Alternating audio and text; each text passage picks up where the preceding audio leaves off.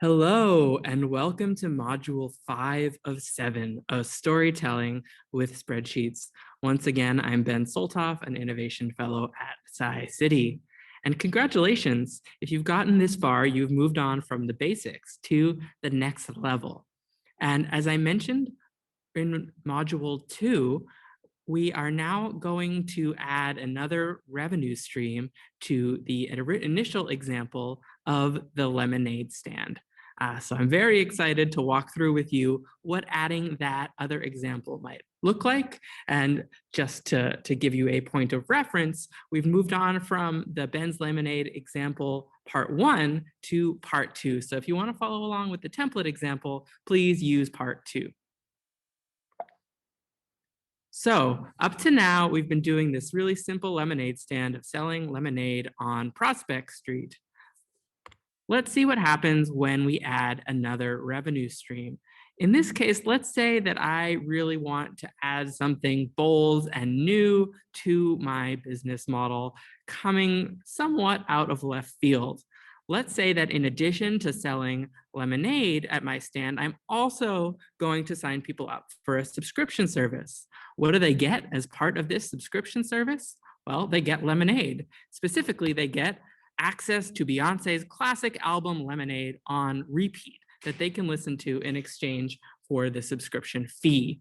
Now, I know we're getting a little silly here, but this will help us understand what a subscription model looks like and how that is different than the goods business model that we were looking at before.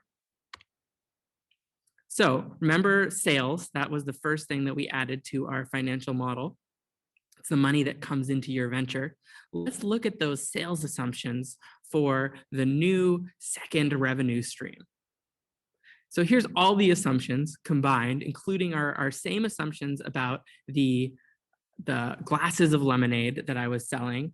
That's most of this. But if you go down, you see that there's now a 10% subscription rate of lemonade album streaming subscriptions in addition to the glasses of lemonade. That's assuming that 10% of the people who buy a glass of lemonade will also join the subscription service. And that's what that 728 is just below.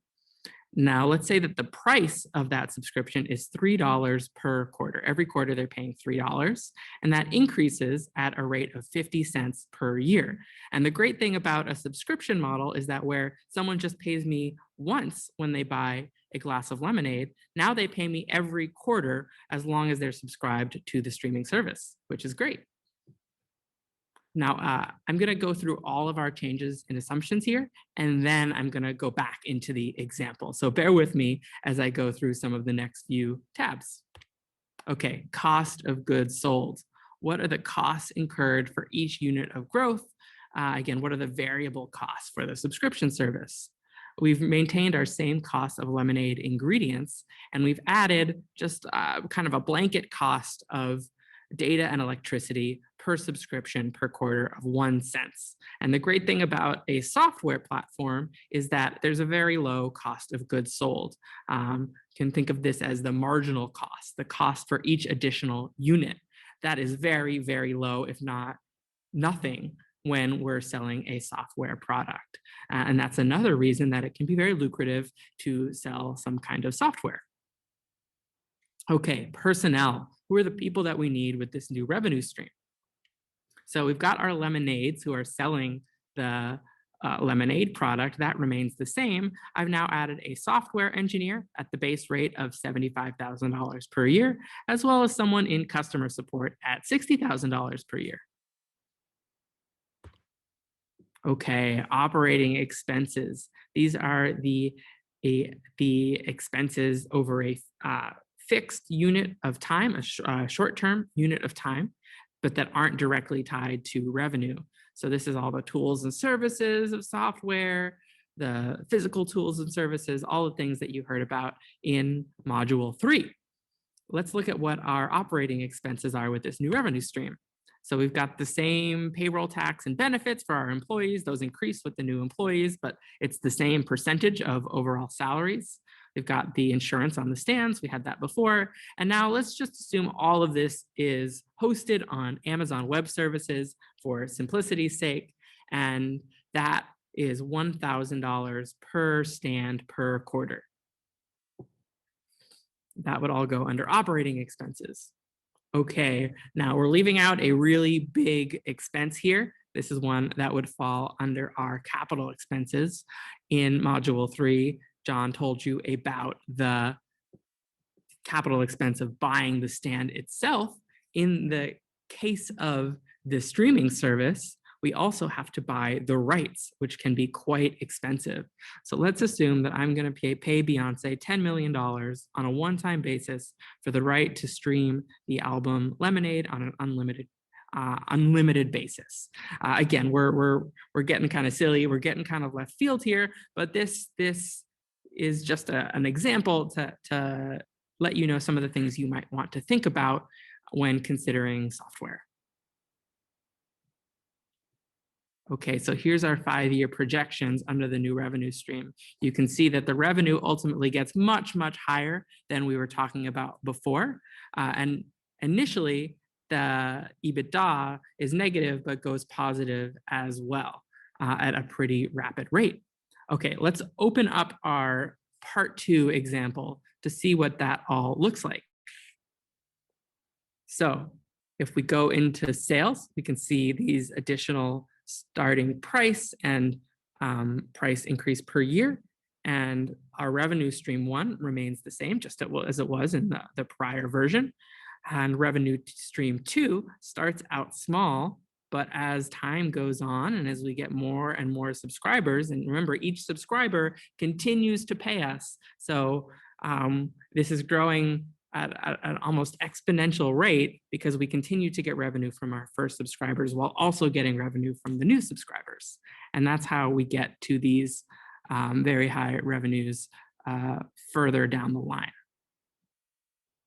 You can see that it takes about a year, but ultimately the streaming revenue will outpace the Lemonade drinking revenue.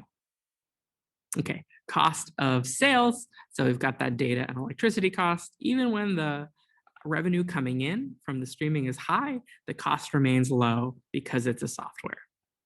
Personnel, we start to get some higher personnel costs here because of our software engineer and our customer support. You can see I had a little fun with their names. One person you'll note who's not on here even now in this version is me as the founder.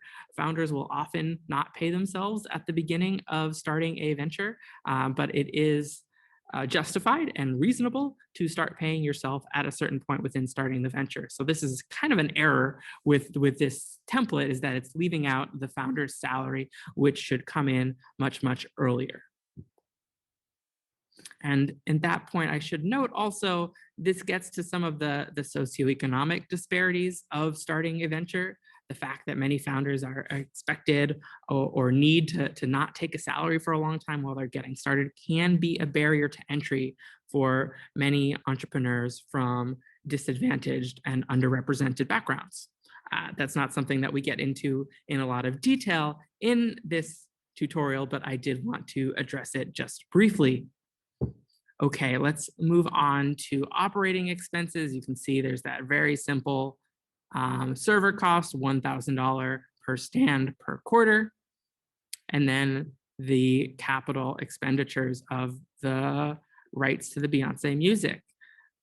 We have not figured in the amortization on those rights. I'm just going to assume that they maintain their value of $10 million over time. But in a real example, that would be something to consider. And note, when we add that $10 million, if you go back to the income statement, we don't have a $10 million expense.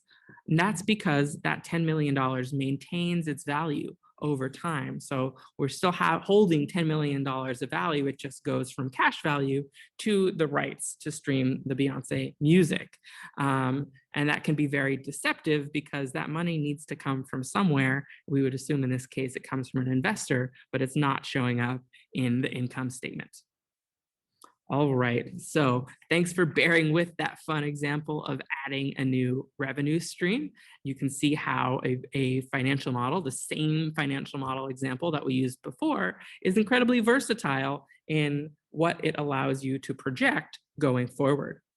In future modules, we'll talk about adding functions as well as valuations. Thank you for listening and sticking with us in storytelling with spreadsheets.